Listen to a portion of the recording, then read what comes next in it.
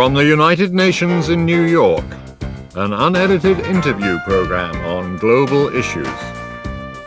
This is World Chronicle. And here is the host of today's World Chronicle.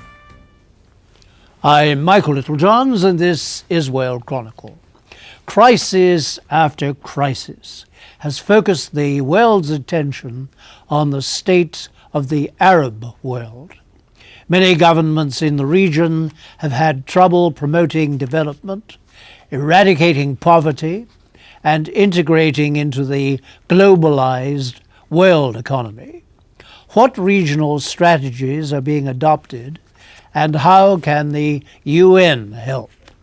With us to discuss the challenges of development in the region is the Executive Secretary of the Economic and Social Commission for Western Asia, also called ESQA. She is Mirvat Tellawy, who also was the first woman to serve her country, Egypt, as an ambassador. Joining me to talk to Mirvat Tellawy are Sana Youssef of Al Akhbar and Ian Williams of The Nation. Mrs. Tellawy, welcome to World Chronicle. Madam Executive Secretary, the Palestine-Israeli conflict, of course, is having an enormous impact on the region. How is it affecting the development of the area that your organization encompasses? The effect is tremendous and negative on the development goal. You can imagine any uprising in the region, any conflict, tourism is curtailed, trade, investment doesn't come, movement of the people from within and outside. So it is hostage to this conflict, the development, and let alone sustainable development. So many resources of this region is diverted toward the conflict and the war instead of sustainable development. So look at Egypt. Egypt signed an agreement with Israel some 25 years ago. Yet any conflict in the occupied territories between Israel and Palestine, tourism declined tremendously in Egypt, and this was the case. Is the Palestinian Authority a member of ESQA? Yes. And what are the other members doing to help the Palestinians? A lot of measures, bilateral or collective. Bilateral, Saudi, Kuwaiti, and others are giving funds. Collectively, through the Arab League also, you have heard the various resolutions adopted year after year in the Arab Summit. The people, this is the governmental, the people, the street, the kind of help, the NGOs, people who volunteer with medicine, with clothes, with food to cross the border and help the Palestinian. All different kind of, in addition to the moral support, of course. This is causing, it is the talk of the town anywhere in the Arab world. As we record this program, the possibility of war with Iraq, of course, is very much in the air. How would a war with Iraq affect the economic and social situation in the region that you deal with? It will affect the region, the whole region, not only Iraq. If you remember in 91, the thousands of people who left Iraq through Jordan and the chaos that happened in Jordan, and the responsibility on the Jordanian government to manage all these people who are coming suddenly to the place. It will affect the trade with Jordan.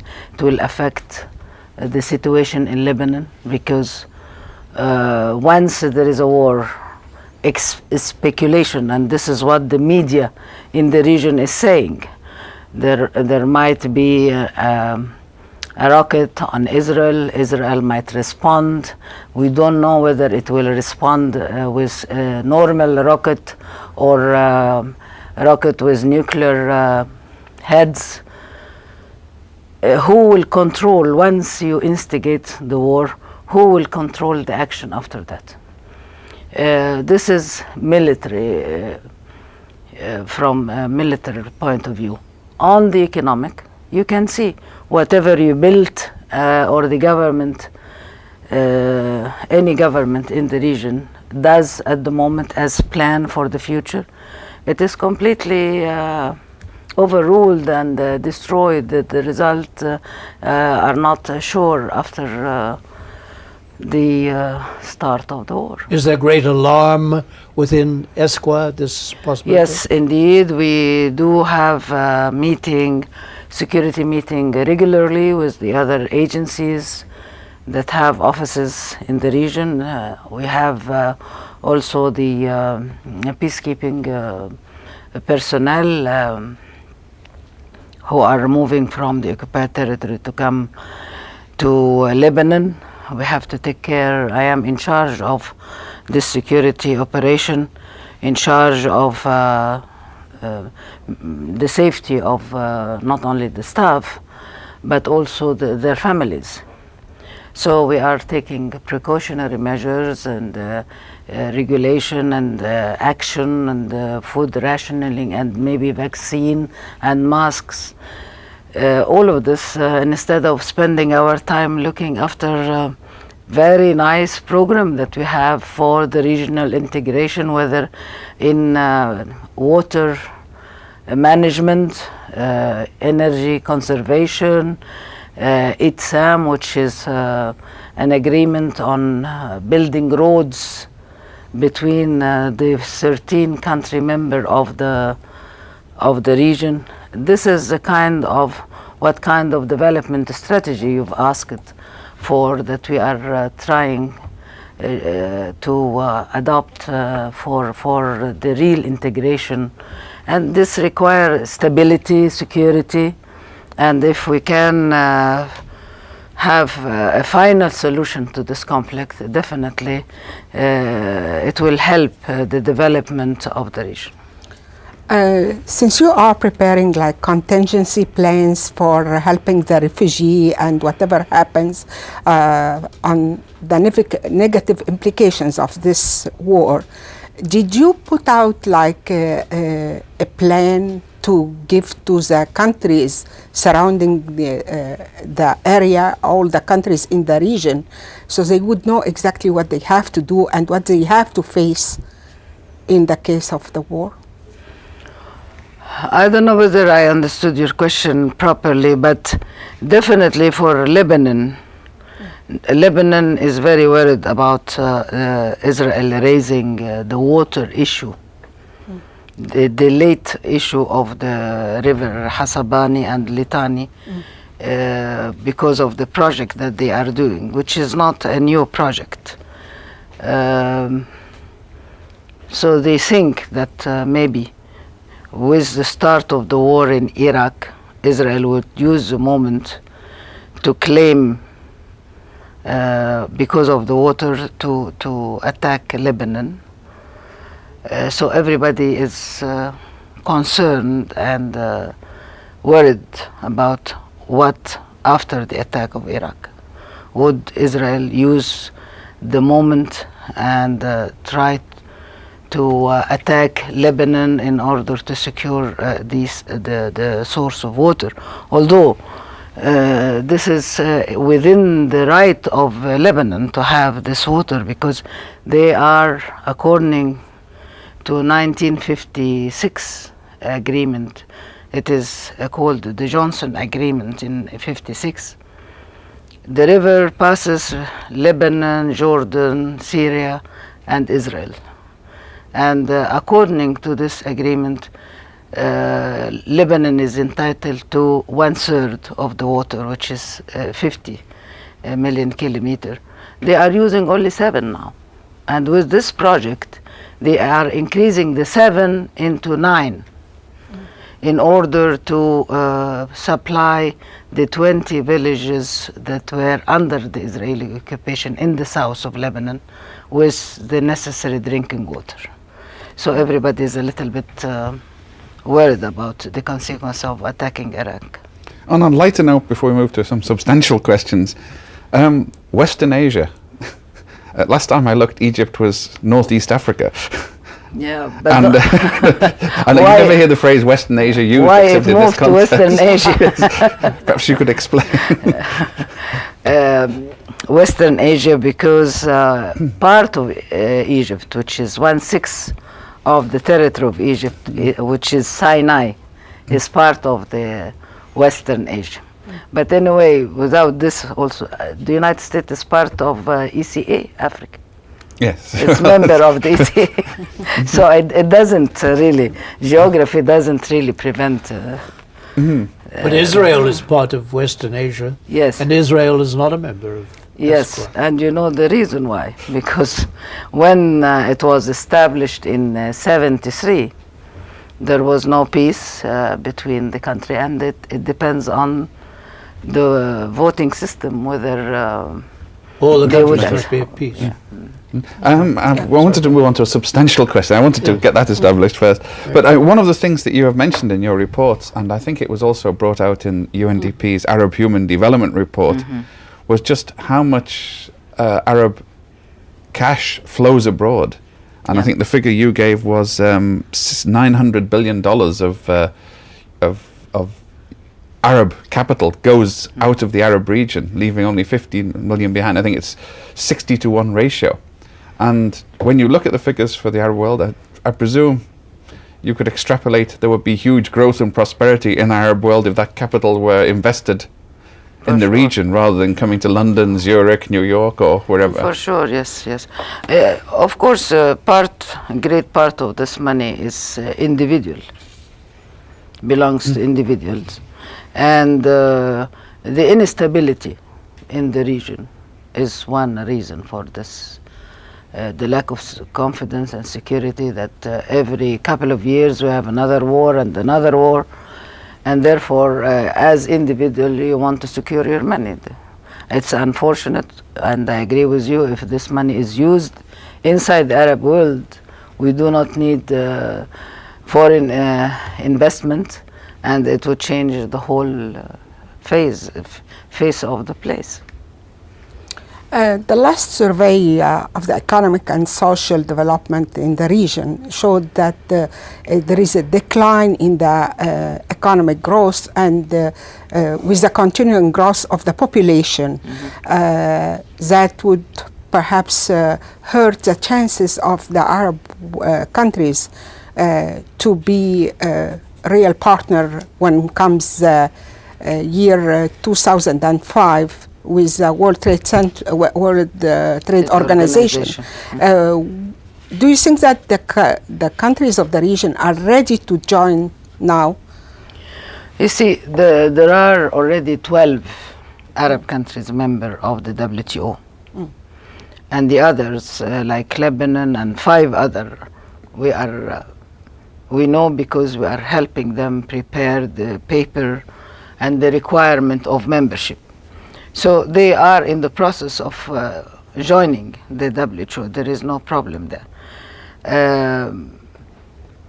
But the problem is how to, because in order to meet the requirement of the 22 agreement of the WTO in agriculture, in service, in property rights, all of this, requires a lot of change within the border of one country. The custom, the finance, the banking system, all the facilities, the regulation, you need a lot of change in both legislative and administrative procedure. You need to retrain the mind of the employee to accept and to adapt to the new regulation. It's a whole new game, not only to the Arab country, but to most of the developing country. This is World Chronicle. Our guest is Mirvat Tellawy, the Executive Secretary of the Economic and Social Commission for Western Asia, or ESQA. Sana mentioned 2005. What's the significance of 2005? No, I think she means that go ahead. The transition, I meant the transition period that was given to all the countries to come to fulfill the agreement so they can join completely WTO. Oh, I see. Yeah.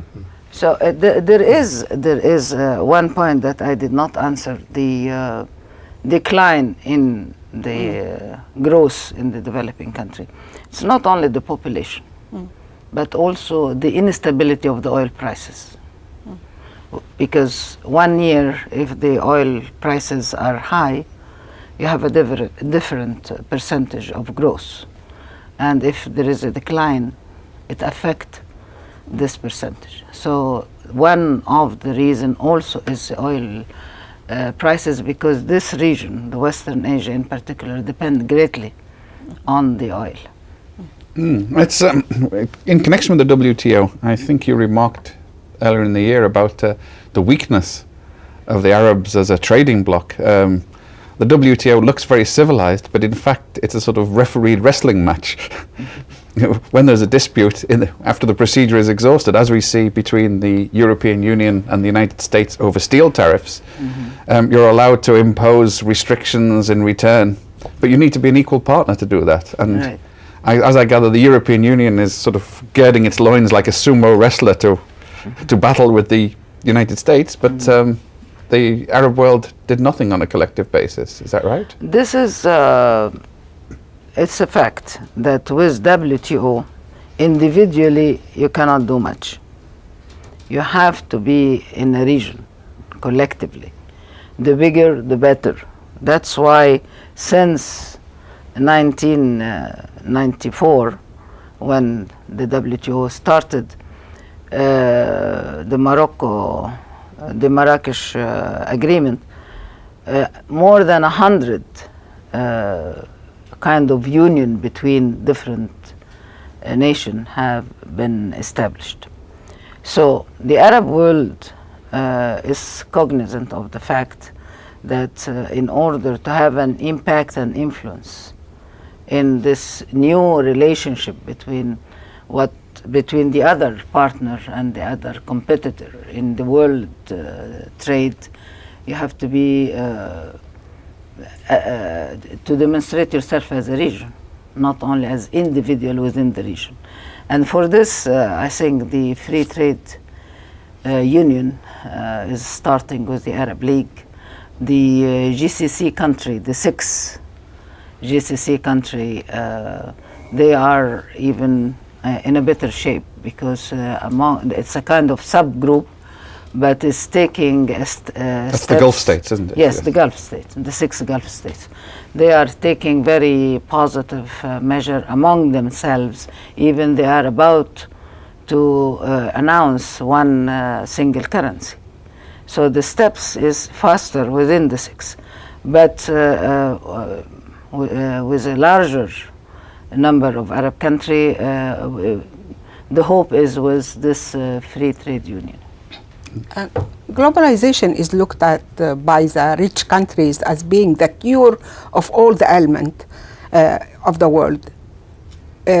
But on the other token, in the developing countries, they looked at globalization as being the monster that will take what is left for them. How is ESQA dealing with the matter of this issue of globalization within the region?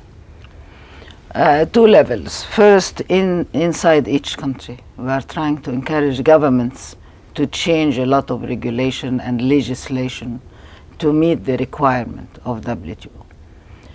On the other hand, also, we are expressing to WTO and to the meeting, the international meeting, that globalization has to be cognizant of the weakness of the developing country, including the Arab countries. That all these requirements need time first, need technical assistance second, and also need compliance by the stronger party to this agreement, namely the industrialized country, because some of the developing country are complaining that the goods of the developing country are not going through into the market of the industrialized so easy. So many obstacles are facing the goods of these developing countries. Access to market is very, very essential. So, and this, I was very glad to hear a number of leaders in Johannesburg, such as At the Conference on Sustainable Development. absolutely, yes. On like France, Germany, the European Union, all of them, they referred to the importance of access to market by the product of developing country, the importance of foreign investment to finance development for the developing country, and coming back to the ODA, the 0.7% that was never reached, and the developing country were asking for it since more than a quarter of a century. So all of this are factors that would help the developing country to face and meet the challenges. There are challenges by WTO. Well, let's face it. Madame Tellawy, you have in the region some of the world's major oil producers. Is oil having, the economics of oil, having a distorting effect on your operations in Eswa? I don't know what you mean by distorting. I said... Well, one commodity sort of... Of course, as I just said, we depend in this region on oil. That's why it affects the growth, the percentage of growth. Number two, that you should be wise not to depend on one single element, namely the raw material, but you have to diversify your income. And this is what we are advising the countries, not to depend on only oil or any raw material, but industrialization is important. So the revenue would be sustainable, because some of these raw materials are non-renewable. What could you diversify to, from oil to what? Originally, or scientifically, I'm not a scientist, but oil is not supposed to be for engine use and to be burned. It's to be industrialized. You know that you have 600 different products you can produce from oil. This is the real reason of using oil, not to put it in your car or your machine and you burn it.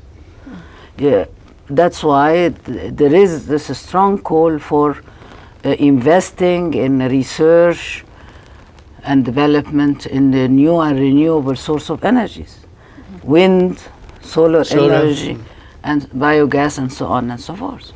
But it's in the hands, it's the oil states who, some of the rulers of the oil states seem to prefer selling their crude oil to foreigners for big checks instead of investing and developing the type of petrochemical plants you're talking about. Unfortunately, it is true what you're saying. And this is not long-term vision, because, as I said, this oil is non-renewable, while solar energy or wind are renewable source of energy, cleaner to the environment, friendly, and democratic in the sense that it is everywhere, not only some countries do not have oil.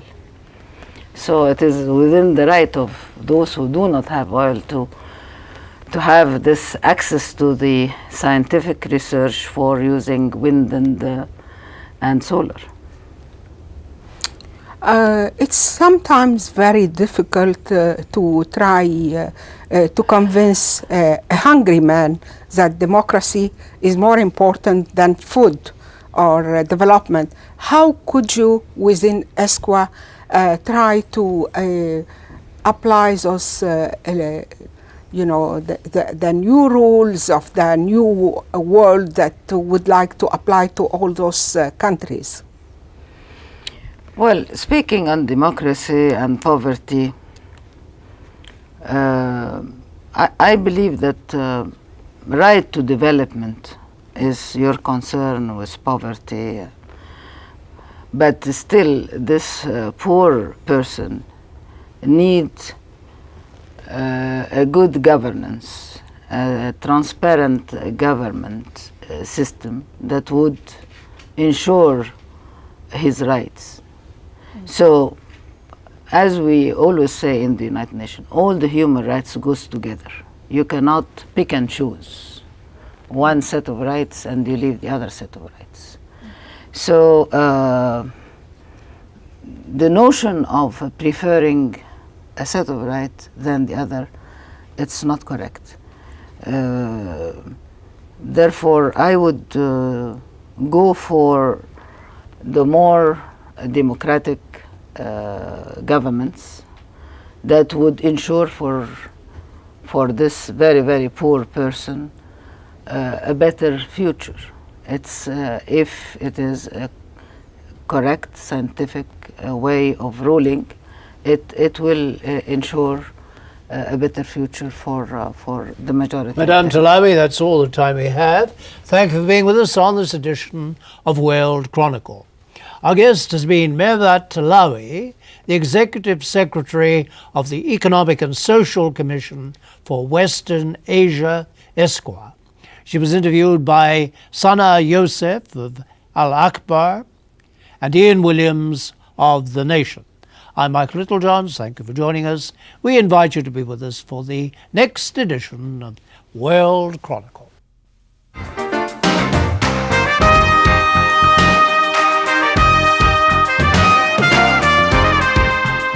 Transcripts of this program can be obtained free of charge by sending a self-addressed stamped envelope to World Chronicle, United Nations, Room S827, New York, New York 10017.